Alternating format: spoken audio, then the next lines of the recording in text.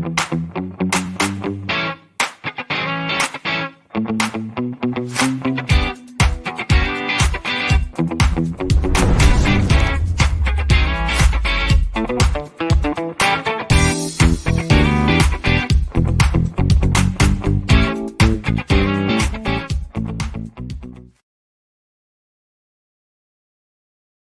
see if I can get this working here.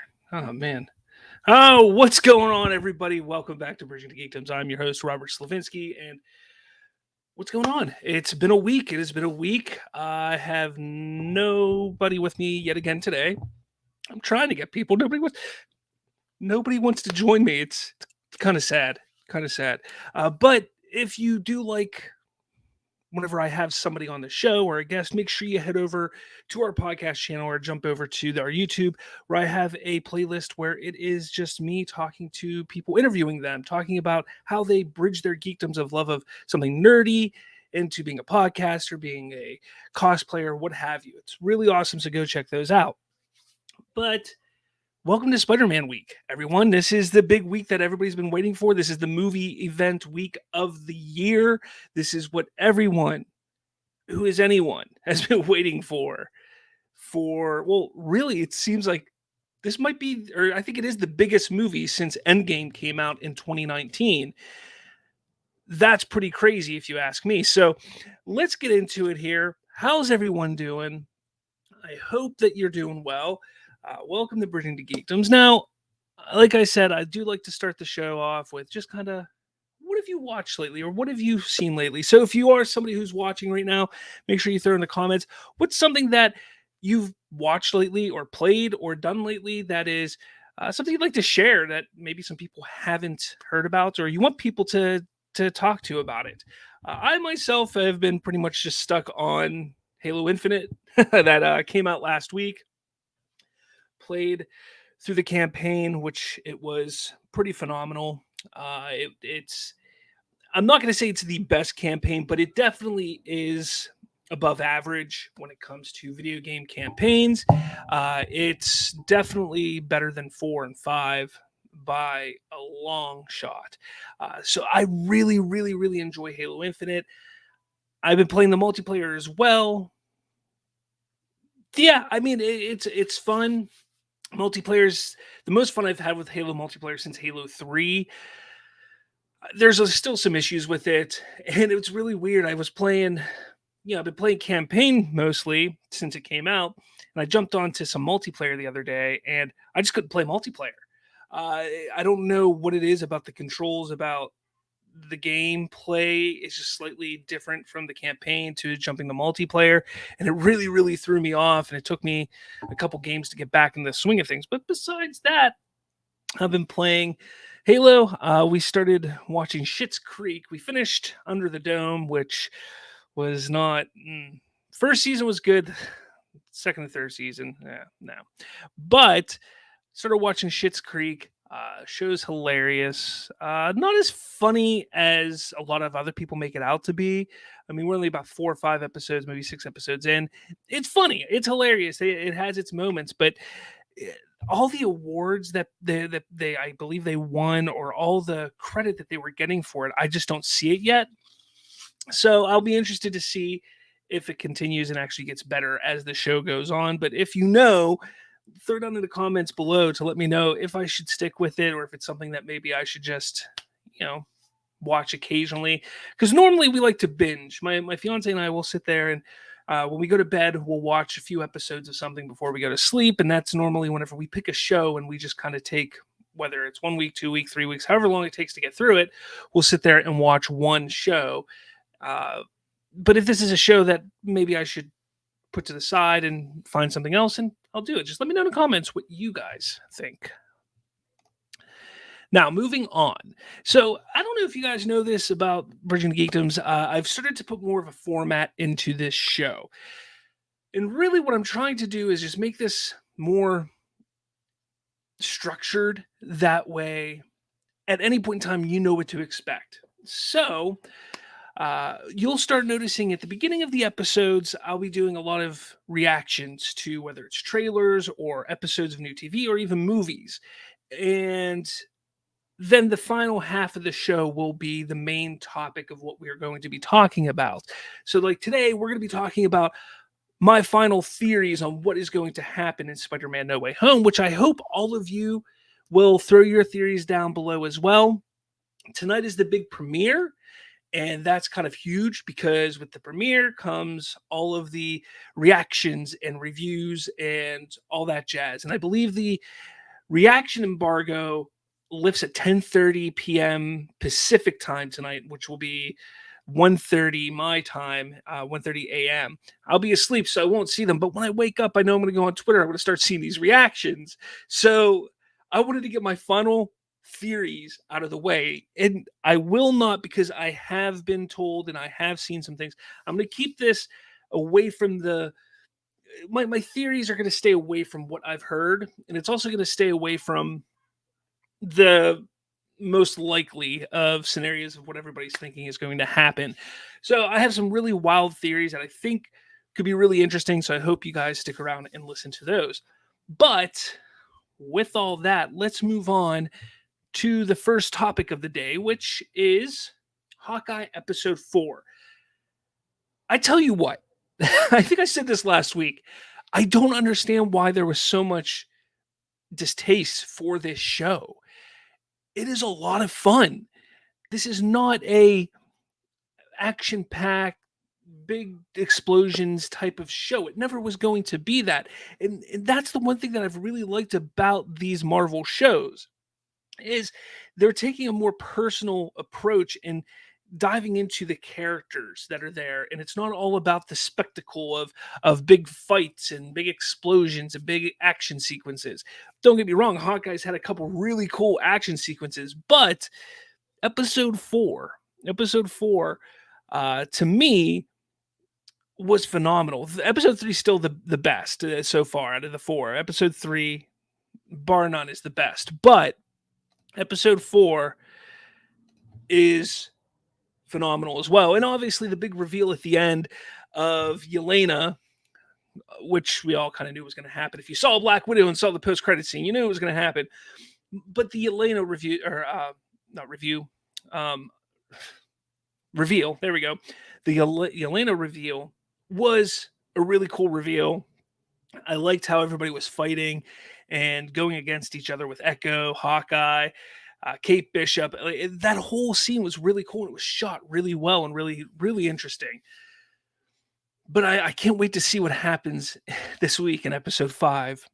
It appears that the director of Hawkeye has stated that there will be a internet breaking moment in episode 5. And I'm kind of paraphrasing there. But if that's the case, if we're getting a moment breaking scene or scenes, internet breaking, I should say, scenes, that's going to be, I mean, what else? I mean, it's got to be Kingpin, right? And Vincent, you know, I can never say his name whenever I'm on my show. I don't know why. D'Onofrio, he's got to be the one playing Kingpin, especially with what Kevin Feige said just a couple weeks ago or last week about Charlie Cox being Matt Murdock. If they're going to do Daredevil, if they're going to bring Daredevil into the MCU, it would be Charlie Cox. The fact that he says that, and the fact that Vincent has been saying, tweeting things on Twitter in support of Hawkeye in these MCU shows, it makes sense, and I'm here for it. I don't think it's going to be the same Kingpin from the Daredevil show on Netflix. I do think it's going to be slightly different and altered. I don't think he's going to be the same Kingpin, but having him back in the role, having him have the ability to kind of grow and evolve the character even more, that's what I'm excited for, and that is what I'm interested in seeing happen. And I kind of have this theory, and I should save this for the end, but this kind of more in line falls with Hawkeye than that, because Hawkeye episode 5 is this week. Next week is episode 6, which is the final episode of Hawkeye. And I have this weird feeling that it's going to, lead into a possible Daredevil show for Disney Plus or Hulu. I'm thinking it's going to be Disney Plus, and I think that that's what they're going to hint at or reveal or announce after episode 6. I think that would be really cool if that's how they did it. I mean, we know we're getting an Echo show, so it would be really cool for them to announce that, hey, Kingpin will be back in Echo and Daredevil or something like that. I don't know. Maybe not. Let me know in the comments below what you think. I just think that once we see Matt Murdock in Spider-Man No Way Home, which is expected to happen, to then a week later have a reveal that there's going to be a Daredevil show, I think would be perfect. And something that I could see Kevin Feige doing at the end of Hawkeye. I just think that would be really cool. But let me know what you think below. Let me know what you're thinking of Hawkeye so far. I've really enjoyed the show to this point. It's not my favorite. Loki's still my favorite show, but this is a close second right now. I gotta say that the Hawkeye and Falcon and Winter Soldier, they're pretty much on the same level. I'm really enjoying Hawkeye at this point. So let me know your thoughts below. Now, I got to say, for this next thing I want to talk about, I had no idea this was happening. This year is the 20-year anniversary of Xbox. Xbox came out in 2001. It's the 20-year anniversary of Xbox and Halo, obviously, and they had a big event on the anniversary, which was November 15th. It was pretty cool. They had like a short little, I want to say it was maybe a 10-minute little documentary type of video that they showed, and it was just celebrating 20 years of Xbox. And I thought that's all we were getting, but it appears that I was wrong. And a docuseries I found on YouTube today was released on the Xbox YouTube today. It was called Power On, and there were 6 parts to it. That docuseries was phenomenal. I honestly cannot believe how they covered the evolution from the inception of the Xbox all the way up to Xbox Series X, and the way that they were not afraid to talk about the Red Ring of Death, or some of the issues with their publishing, what happened with Xbox One, and they're announcing it and just doing a bad job at getting people pumped for the Xbox One. If you are a video game fan, not even an Xbox fan, if you're a video game fan, if you have been a fan of video games, this is a series, a docuseries you have to go check out. Again, there's 6 episodes. It's on the Xbox YouTube. Each episode ranges from like 35 minutes to like 50 minutes, roughly somewhere around there. Amazing. Go check this docuseries out. It was, I loved it. I mean, I knew most of all of it, but to hear from those within Microsoft actually talking about everything that happened from start to finish, those who were involved with each Xbox that has come out, and all the trials and tribulations that took place through the entire 20 years of the console, it's incredible. It is incredible. I give them a lot of credit for going and touching on that. I'm sure they left a lot out that they probably didn't want people to know, but the fact that they put what they did in there and they owned up to their mistakes and the problems that came about, I give them a lot of credit. It was an excellent docuseries. So make sure you go check that out because it's great. It's great. It is really, really great. All right. So the next thing, just like I said, every week we're going to have this until, yeah.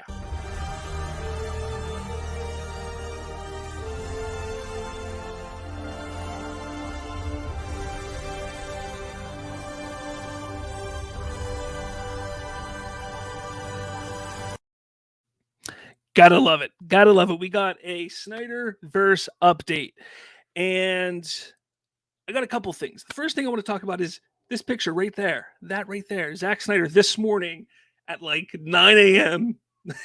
Don't know why. Goes on Vero and posts a picture of Jared Leto Joker. Now, to me, that actually looks more like it is the mannequin from that display that they had in Texas. It doesn't actually look like it was Jared Leto. It just doesn't look real. It does look a little fake, but that's besides the point. Why is he posting DC content on Vero still? Because we know he's hard at work on Rebel Moon right now. He's got to be planning Army of the Dead 2 or Planet of the Dead.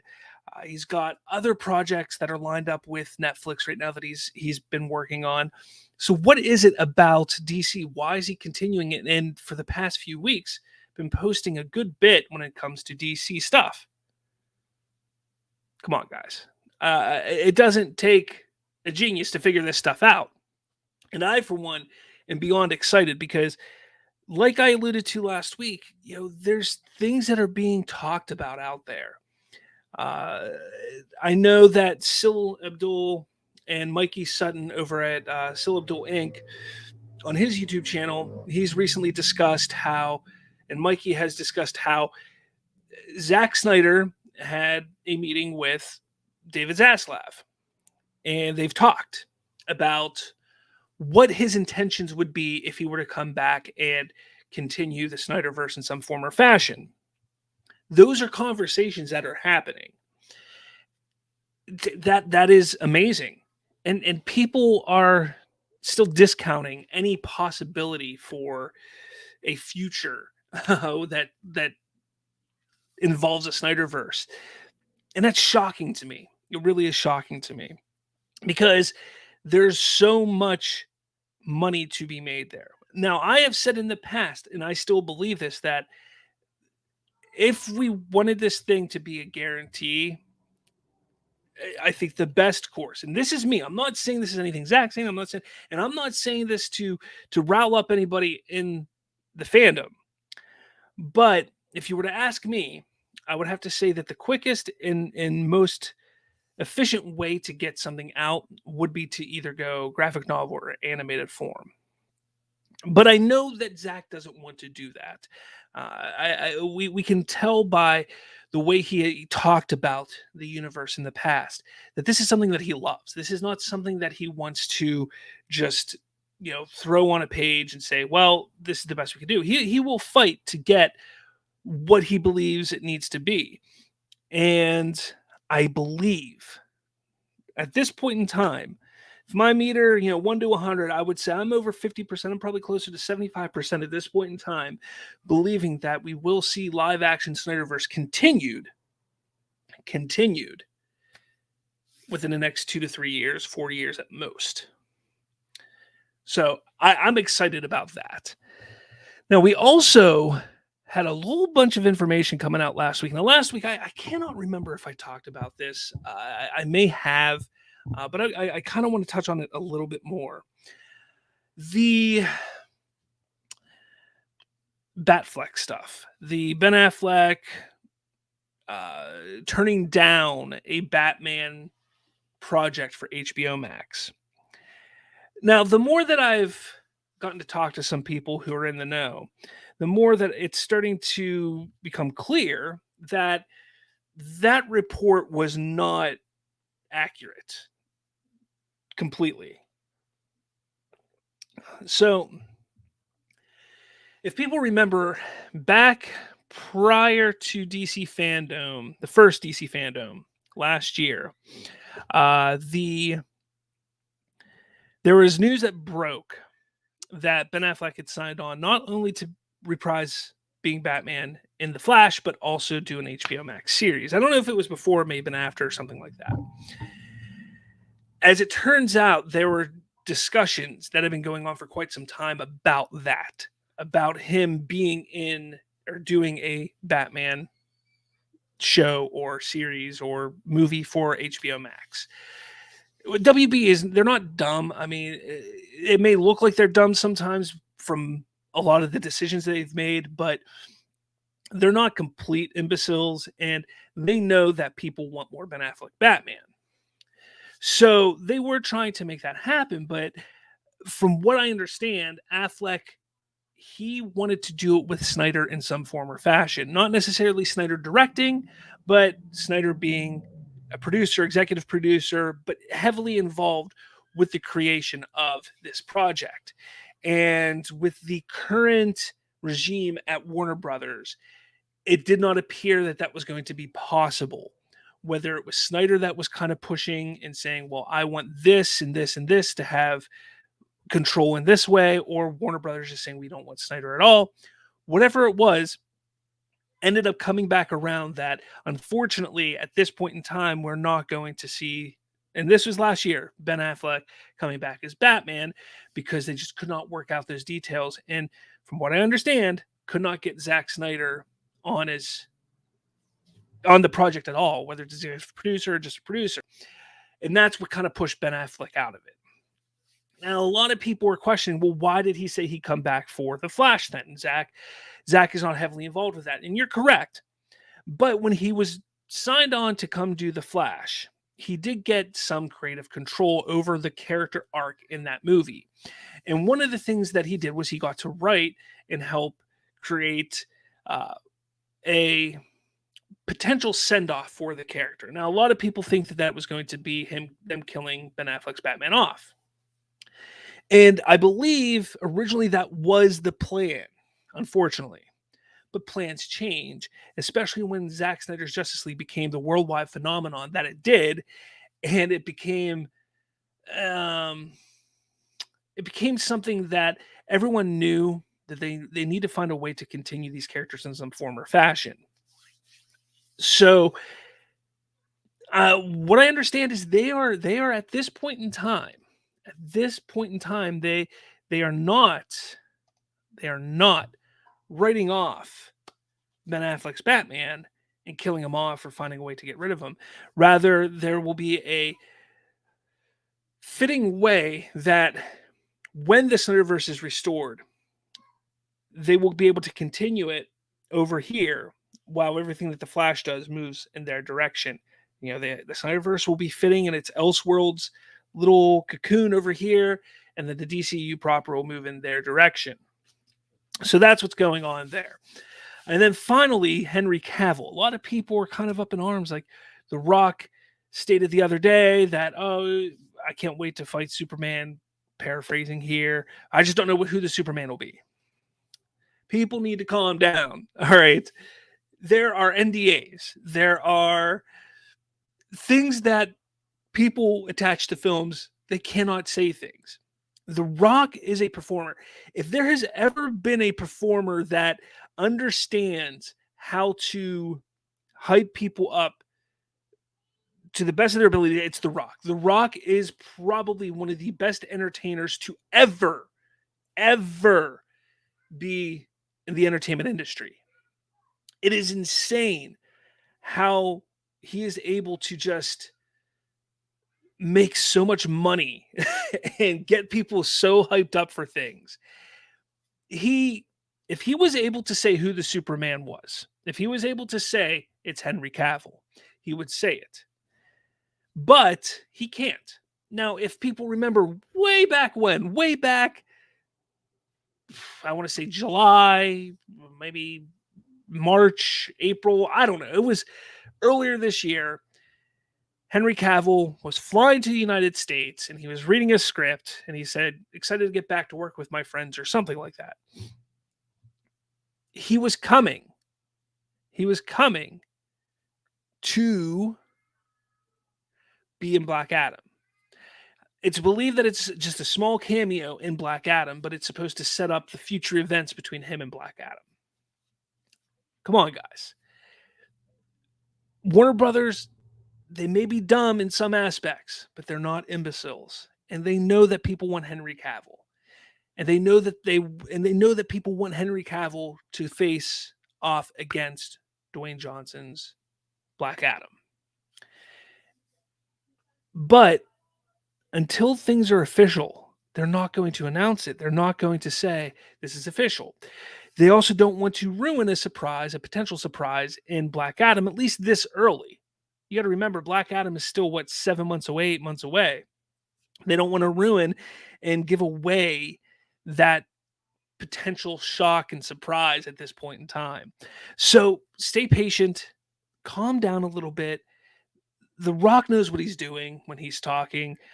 He's not going to purposely piss people off. I know a lot of people think that because he did that, he's not in Zack Snyder's team. He's on Hamada's team. And I don't understand why there's this divide between Hamada and Zack Snyder. I understand that people are mad at Hamada because he did not greenlight SnyderVerse being continued. But remember what he came into. SnyderVerse was already dead when he came in to DC and being the head of the DC film entertainment side. It was dead. He had to put it back all together and try and create something to move forward.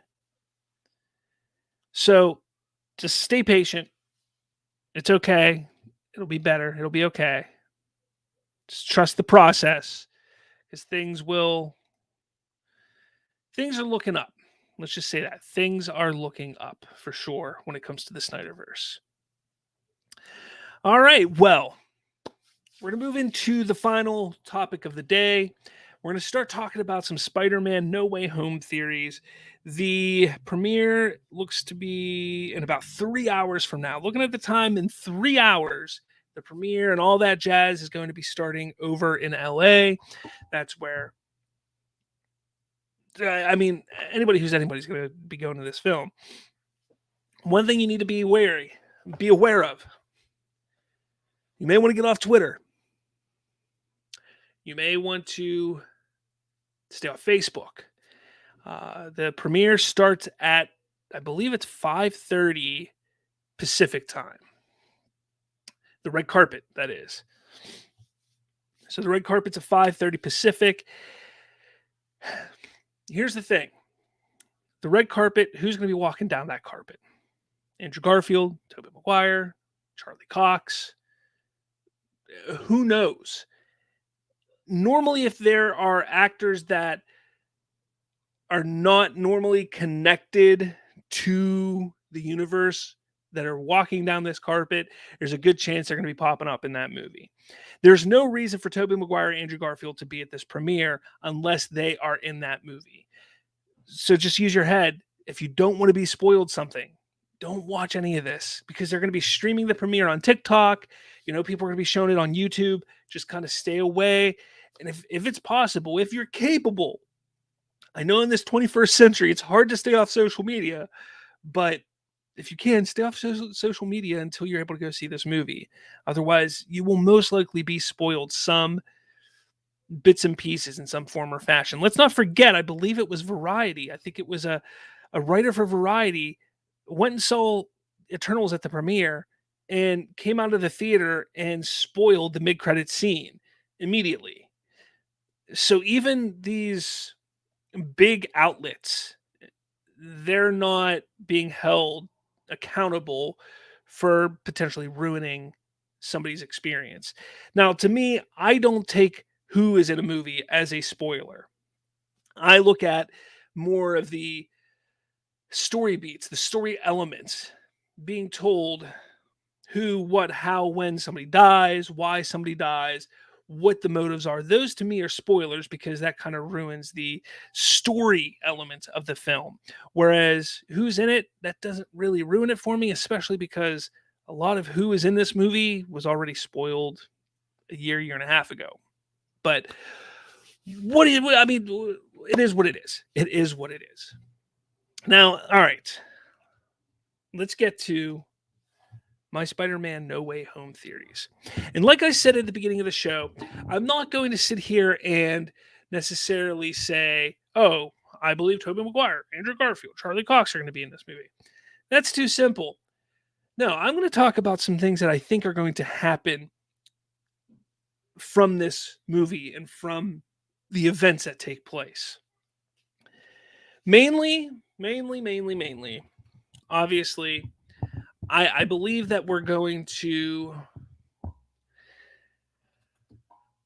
I think we're going to get our first taste of what Doctor Strange will be doing in his movie. I think we're... how do I put this?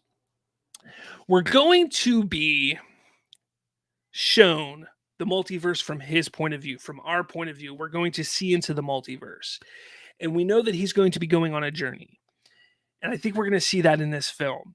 I know a lot of people think this is going to be a lot more secluded and very small in regards to the whole multiverse. It's going to be a catalyst that kind of pushes everything to Doctor Strange and the Multiverse of Madness. But I think it actually is going to start in this movie, if that makes sense. I don't know if I'm saying it right, but I hope I am. I hope you understand. I think that's what's going to happen. I think Multiverse of Madness starts in this movie, where one of the post-credit scenes, at the very least, will be that happening. So that's what I say. And let's see, we got Andrew on here who wants to say, I want to see Tobey Maguire back and be amazing again as he used to be in 2002. Andrew, that's what everybody wants. Everybody wants Tobey back. Everybody wants Andrew back. I think at this point, if you think they're not in it, you're in the minority. You're one of those people. If you don't think they're in it, you'll be surprised. Let's just say that. Because at this point, I think we've got enough evidence, and we've just gotten enough to know that they will be in this film for sure. For sure. I do believe we're going to see. I was told a while ago, and this was before we knew what this movie was about completely. But I was told a while ago. Now, this could be something that changed, because, again, I was also told that that this movie was going to be a Craven film, which made a lot of sense. But I heard that Reed Richards was going to pop up in this movie. And with recent reports that we are going to be hearing, or that there could be a possibility of a casting announcement within the next couple months for the Fantastic Four, I think this would be a great opportunity to introduce Reed Richards. And I just have a feeling that that is going to happen in this film, just because that's what I was told was supposed to happen originally. But again, that could have changed when they decided to make it the multiverse movie. Let's see. Slavix says, Andrew himself gave up on denying and just said, we'll see. Yeah, Andrew has been a trooper this entire time. I give him so much credit for the way that he has been when it comes to being asked all these questions about Spider-Man No Way Home, if he's going to be in it. It's unfortunate because he had a movie that came out on Netflix just a couple weeks ago, Tick, Tick, Boom, that he's been trying to promote for the better part of a month and a half. And just all anybody could keep asking him to talk about was, are you in Spider-Man No Way Home? And he was a real trooper, denying it. But as Slavic said, yeah, he pretty much just gave up and just said, we'll see. Andrew, I think Tobey can teach Tom to not be Iron Man Jr. and actually be Spider-Man. That, yes, I want that to happen. And whether it's going to be Tobey or Andrew, or whether he just learns it himself, I think is going to be what his next few films are going to be about. His next, at least one or two films are going to be about him understanding to be Spider-Man and not Iron Man Jr. I agree with that completely. On top of my theories and ideas of Reed Richards popping up and the multiverse aspect really beginning and seeing into that in this movie, my other theory is we're going to see at least one mutant.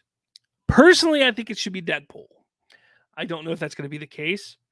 I do know, no, I can't say I do know. I've heard that Deadpool is due to show up in Doctor Strange in the Multiverse of Madness. But I still think that a perfect opportunity to introduce Deadpool or mutants at all into the MCU would be in a post-credit scene or mid-credit scene in this movie.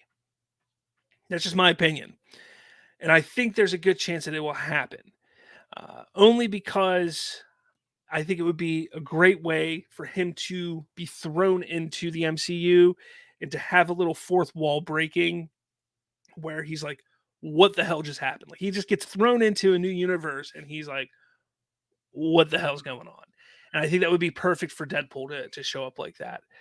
But those are my big theories. Again, I didn't want to get into Charlie Cox, Andrew Garfield, Tobey Maguire, because again, I'm saying this. If you don't believe they're going to be in this movie, then I hope you're surprised when they do show up. But we have so much evidence and so much, all but 100% confirmation that they are in this film. I think it's known that they're in here. The other thing that I want to say is I think Venom will not be in this movie. Venom will not be. I know everybody wants Venom in this film. I know that they're desperate to see Venom in the MCU. I don't know why. I think this iteration of Venom that we have with Tom Hardy and those two Venom movies have been some of the worst comic book films in the last 20 years. The fact that people want this character in the MCU, I think, is just ridiculous, appalling. And if I were Kevin Feige, I would kill it with fire, get it as far away from the MCU as possible. But people really want it. And I think while Feige doesn't have total control over this movie, I don't believe that he would let them or be willing to allow Venom to show up in this film. This film is already going to be so jam-packed. I mean, you have Green Goblin, Sandman, Electro, who else? Toby, Andrew, Tom Holland, Doctor Strange, Wong. This film is jam-packed at this point. To add in Venom would just be pointless and a waste and really unnecessary. It would most likely feel forced. I can't imagine, out of everything that we've seen, why it would make sense for Venom to show up in this film or even in a post-credit scene. I just don't want to see it. I honestly am not looking forward to anything when it comes to Venom being connected to Tom Holland's Spider-Man. I really just don't want it to happen. I know it's bound to, I know it's going to, but I don't want it to happen. Slavic says, some believe there might be new villains we don't even know about. Well, if you happen to get a glimpse of the leaked soundtrack that came out last week for the film, yeah, I'll just leave it at that, because the soundtrack gives away a possibility for another villain being in this movie. I know a lot of people are thinking that there's going to be a Sinister Six. I'll leave it at that. Who that other villain could be, because we have 5 villains, which are Goblin, Doc Ock, Electro, Sandman. Let's see, Goblin, Doc Ock, Electro, Sandman. I know I'm missing somebody. Who am I missing?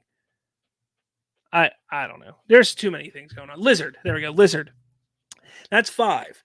And a lot of people think that there's going to be a 6. However, I don't believe Doc Ock is going to be a villain in this movie because of the way that he comes into it. Doc Ock, I don't believe, is going to be a villain in this film. Thank you, Slavic Lizard. Yes. Only because at the end of Spider-Man 2, he was no longer a bad guy. And yes, we see in the trailer in the beginning, or not in the beginning, but we see in the trailer him fighting Tom Holland Spider-Man, fighting Spider-Man. And he's a little confused. But I think ultimately he will be fighting with Spider-Man and fixing everything and getting everything right. Andrew says, I want to see what Tobey Spider-Man has been up to since the events of Spider-Man 3 in 2007. That would be nice to see, but I don't think we're going to get all that. I know that there's been some speculation that Kirsten Dunst will be in this film, even in a small part. That's a possibility, I guess. But I can't say for certain. Did they get married? Are they happy? Do they have kids? That kind of stuff. What else has he been up to? There's just not enough. You got to remember, this movie, I think in total is 2 hours and what? 2 hours and 20 minutes or 26 minutes or 24 minutes or something like that. 2 hours and 24 minutes, something like that. And 2 hours and 14 minutes of that is actual movie while the other 10 minutes are credits and post-credit scenes. So 2 hours and 14 minutes, that's not a lot of time to give us all that information. Slavics, in the second trailer, Doc Ock gets hit by Electro and falls off a building, possibly Aunt May's place. Yeah, I mean, there's a lot of saying Doc Ock trying to save her. There's a lot of speculation that Aunt May is going to die in this film. And yeah, I mean, it could be Doc Ock. I mean, if you kind of piece some things from the trailer together, there's that moment where where Spider-Man's jumping for a pumpkin bomb. Green Goblin's one of his bombs as it explodes. So it's a good possibility that is at the same moment where Electro's fighting off Doc Ock, Spider-Man's fighting Green Goblin type of thing. It'll be interesting to see. Andrew, do you think Green Goblin and Doc Ock and Sandman will be the same versions from the Raimi trilogy or not? Doc Ock is 100%.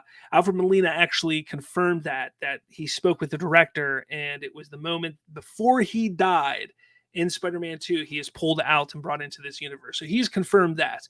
As for Sandman and Green Goblin, it's hard to tell.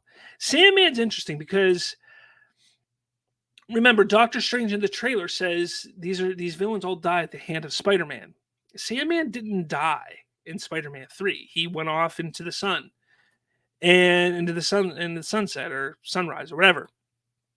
And that's kind of a big deal because if we didn't see him die, then it's kind of hard to believe that he would be the same version. But it's also kind of, will they bring in a different version and it not be the same one? You know what I mean? It's just kind of one of those things like, will the fans accept that it is a completely different Sandman from a different universe? With Goblin, I'm banking on it is the same Goblin. I'm banking on it is. Only because the mask is so similar and all that jazz from when he shows up. Obviously, we do see in the trailers and the TV spots that he does get a different look. It appears that his mask gets destroyed in a fight with Spider-Man, and he goes for a new hooded look. So, again, I think it would be smart to make it the same characters from those universes, only because of the familiarity with it from the fans and not confusing them and not, in a way, not gypping the fans of not seeing something that they want to see or have seen, if that makes sense. I don't know. I just, when it comes to some of these theories and some of these ideas, I mean, we're just days away. We're so close to it. It's crazy. Have you heard that this Slavics asks, have you heard that this movie might give a chance to Toby and Andrew to continue their movies? I have heard that actually. And what I can say is the most likely scenario here is Tobey Maguire. Everybody loves Andrew Garfield. And if you asked me a year ago, I would say Andrew Garfield would make the most sense. But I think Tobey Maguire is a one, like if they wanted to, they could do one movie, wrap his story up all nice with a bow, and it'd be done. And I'm sure that's what Tobey would want. Andrew Garfield, on the other hand, well, yeah, you could give him one more film and wrap everything up. We were really just in the middle of his journey at the end of Amazing Spider-Man 2. Whether you like that movie or not, that was really the beginning of more, not even the middle, but more the beginning of his journey. So I can't imagine that they would go with Andrew and do one film, or they would have to do multiple. And I don't think they're going to go that route. I just don't see it. But Toby, I think, could be a really cool, interesting possibility. And I think they should consider it. Andrew says, when we see Toby and Andrew, they will be the same ones from their films. That's obvious. Yeah, I think that's obvious. Absolutely. I hope the film greenlights Sam Raimi's Spider-Man 4 to close Toby's story. Again, that's what I was just saying. I think that would be the best way to go. And honestly, I think it would be a really cool thing for Sony to do. I think that to give Raimi the opportunity to come back and kind of finish off, if he wants to. We don't even know if Raimi wants to come back. He stayed away from the superhero genre for so long, and just recently has come back to do Doctor Strange in the Multiverse of Madness. maybe he gets the bug and wants to do it and complete it. That would be really interesting, and it'd be real exciting. Definitely would be exciting. Slavics, in my opinion, Spider-Man 3 was more of an abomination than the Amazing Spider-Man 2. I don't know. That's tough. I'll say this. I prefer the Venom in Spider-Man 3 to the Tom Hardy Venom. To me, it is more comic accurate. To me, it is more accurate to who the character is than what we've had in these last two Venom films. That right there kind of puts it above Amazing Spider-Man 2 for me. I just, in my defense, I've only seen the Amazing Spider-Man 2 once, maybe twice. It just is not a movie that I ever cared to see. I was so excited when that movie came out. I went and saw it in theaters, and it was just, I walked out. I was so upset with how bad it was. I really thought it was going to be great, and it wasn't. It wasn't. And it's unfortunate. In my opinion, Sony has not done a great superhero film since Spider-Man 2. And that's my opinion. Imagine if Green Goblin beats Tom's ass the same way he did to Toby in the 2002 film at the end. I think that's going to happen. Yeah, I'll go with that. I think that's going to happen. I'm just going to keep it right there because I think it would be fitting.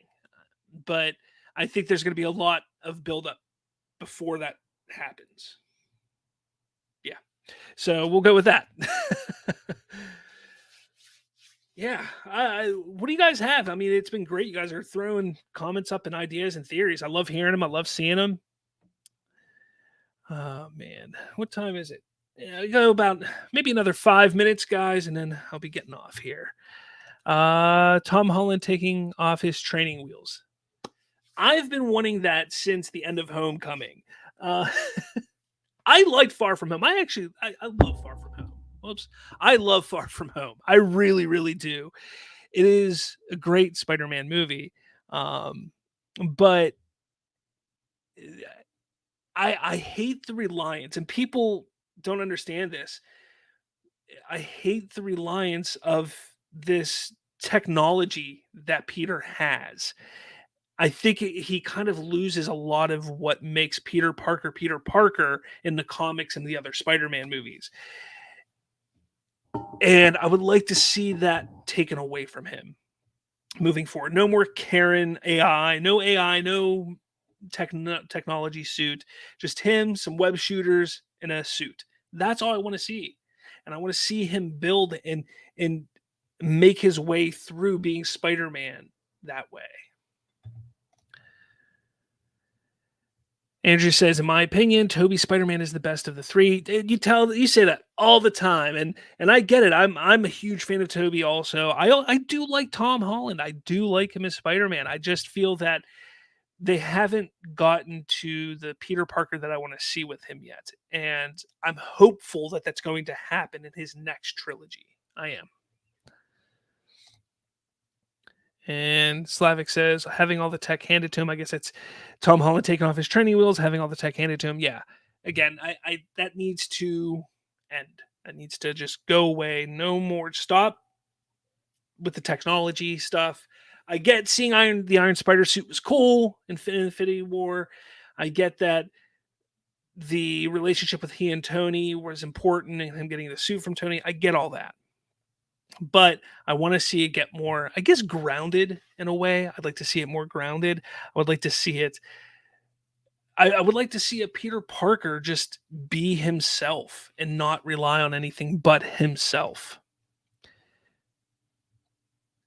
Slavic says, it doesn't seem possible because why would he downgrade from the tech? Well, I'm glad you asked that. Why would he downgrade from the tech?